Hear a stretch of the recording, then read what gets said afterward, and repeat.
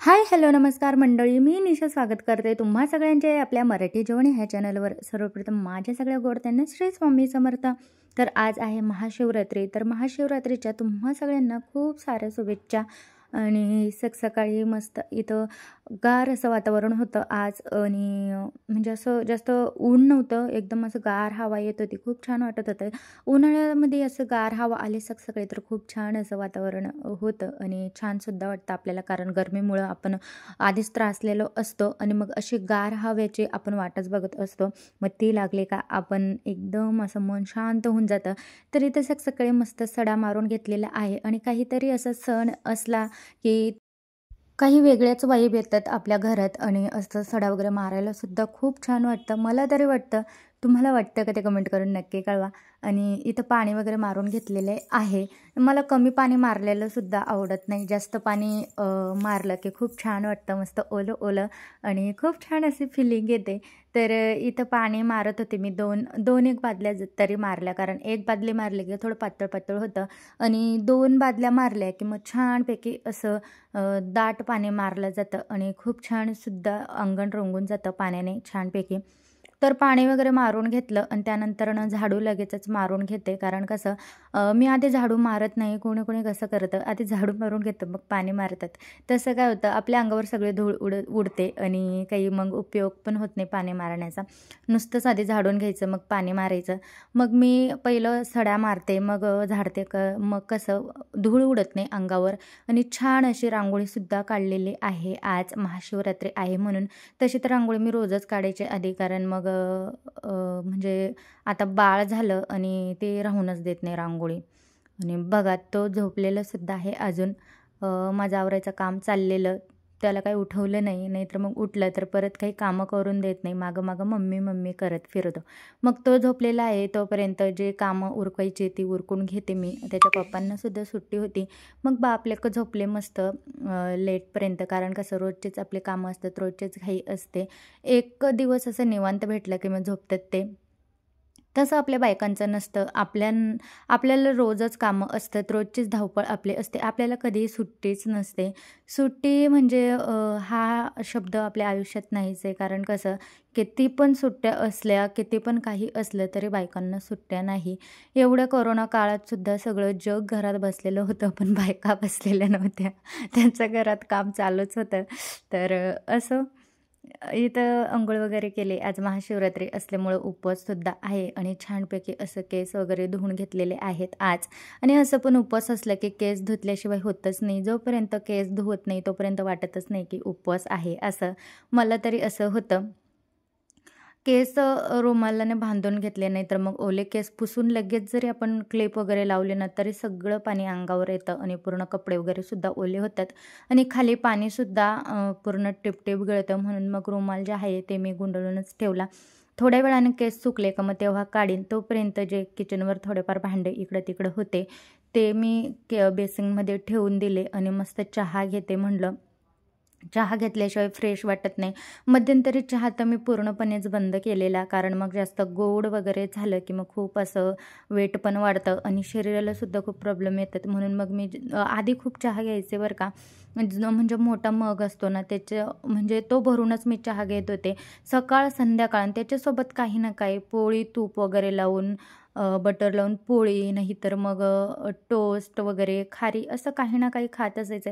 पण आता मी चहाचं प्रमाण खूपच कमी केलं आहे, मध्यंतरी तर बंदच केला होता, पण आता फक्त अर्धा एक कप घेते, जो स्टीलचा कप तुम्हाला दिसतोय तेवढाच मी कप घेते, कारण शरीराकडं लक्ष देणं खूप गरजेचं आहे, आणि आपल्या स्वतःकडं सुद्धा आपण घरातले कामं करतो त्याचबरोबर आपल्याकडे लक्ष देणंसुद्धा खूप गरजेचं आहे, नाहीतर कुठं होऊन जातो आपण आणि आपल्याला ओळखू येत नाही।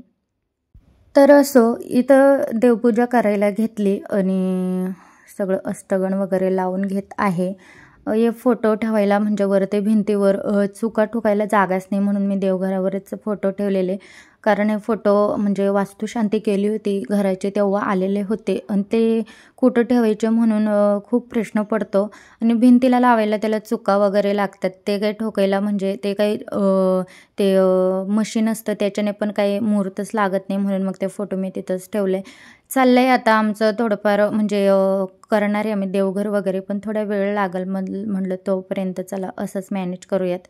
तर इथं मी आहे ना आधी अष्टगण लावते, ते फक्त महाराजांना आणि जे आपले टाक असतात म्हणजे जे पुरुष देवता असतात ना मी त्यांना अष्टगण लावत असते, आणि जे आपले स्त्री देवता असतात ना म्हणजे की आपले कुळदेवी, आपलं गाय माता, आपलं जे विठ्ठल रुक्मिणीची मूर्ती असते, त्यात रखुमाई, परत आपली अन्नपूर्णा देवी माँ, म्हणजे हे सगळे जे स्त्री देवता असतात ना मी त्यांना हळदी कुंकू लावत असते, आणि जे पुरुष देवता असतात त्यांना मी अष्टगण लावत असते. त्यानंतरनं रोजचंच मी देवपूजा झाली का त्यानंतरनं आरती घेते महाराजांची, गणपती बाप्पांची, दत्त महाराजांची आरती घेते. हे रोजच्याच देवपूजेत माझं असतं. खरंच देवपूजा झाली ना घरात खूप छान असं वाईब येतात आणि खूप छान पॉझिटिव्ह वातावरणसुद्धा आपलं निर्माण होतं घरात. आणि देवपूजा केली नाही ना खूप असं दरिद्रसारखं वाटतं घरात, मला तरी खूप वाटतं. म्हणून रोज मला देवपूजा केल्याशिवाय होतच नाही. आणि रोजची माझी एक माळ जप असते महाराजांचे, काम असो नसो, काही घाई गडबड असू देत, माझं असतंच.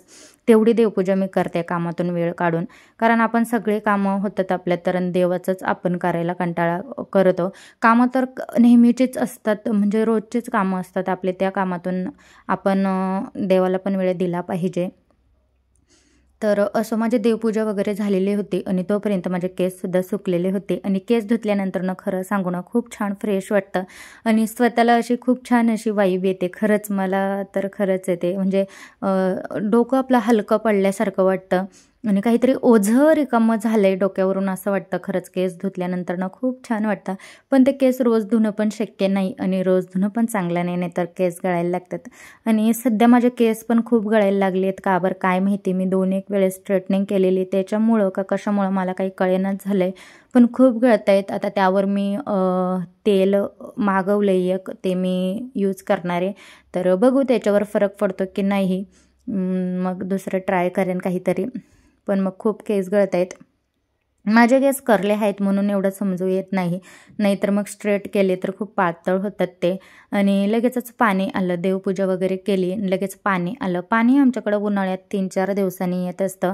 पाण्याचा खूपच काळ आहे इथं, म्हणजे उन्हाळ्यात 3-4 दिवस म्हणजे 4-5 दिवस म्हटलं तरी चालेल, आणि खूप कमी वेळ येतं, पाऊण तास, अर्धा तास, कधी-कधी 1 तास, एवढ्या म्हणजे याच्यावर पाणी येतच नाही. म्हणून मग सगळं कामधंदा सोडून आधी पाणी भरावं लागतं, आणि फिल्टर वगैरे बसवलेलं नाही आहे, म्हणून मग सगळं स्टोरेज करून ठेवावं लागतं पाण्याचं, आणि माठ भरून ठेवतो, कारण उन्हाळा चालू आहे आता, आणि माठातलं पाणी पिऊशी वाटतं, कारण हंड्यातलं खूप असं कोमट पाणी असतं, आणि ते काही पिऊच वाटत नाही उन्हाळ्यात. म्हणून मग माठात मस्त असं थंडगार पाणी होतं, म्हणून मग पाणी आलं की माठ धुवून चुवून घासून पुसून वगैरे छानपैकी असं भरून ठेवला की दिवसभर गार असं पाणी असतं माठातलं. आम्ही उन्हाळा असू देत काहीही असू देत आम्ही फ्रीजमध्ये पाणी ठेवत नाही, कारण फ्रीजमधलं पाणी चांगलंच नाही आहे शरीरासाठी, आणि आम्ही कधीच बॉटल वगैरे भरून ठेवत नाही. आम्ही नेहमी माठातलं पाणी पितो.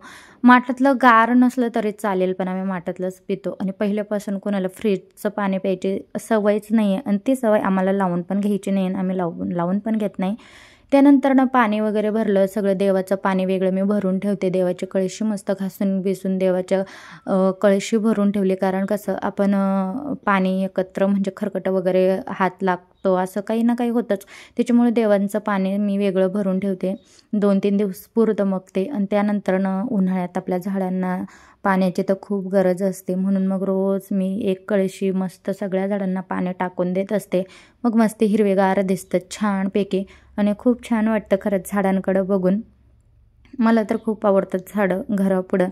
त्यानंतरनं सगळे कामं माझी जी आहेत ती आवरून घेतली, घरातली बारीक निरीक जे कामं आहेत ती आवरून घेतली. तर असं असतं माझं सकाळपासून तर दुपारपर्यंतचं असं रुटीन असतं, नॉनस्टॉप मॉर्निंग रुटीन. तर सगळंच दाखवायला नाही जमत, एवढंच काही काही मी शॉर्ट घेतलेले आहेत सकाळ तर 12 वाजेपर्यंत. तर चला, व्हिडिओ आवडला असेल तर व्हिडिओला नक्की लाईक करा, चॅनलवर नवीन असाल तर प्लीज सबस्क्राईब करायला विसरू नका, आणि व्हिडिओ कसा वाटला ते मला कमेंट करून नक्की कळवा. तर चला बाय, भेटू असेच एका छानशा व्हिडिओमध्ये.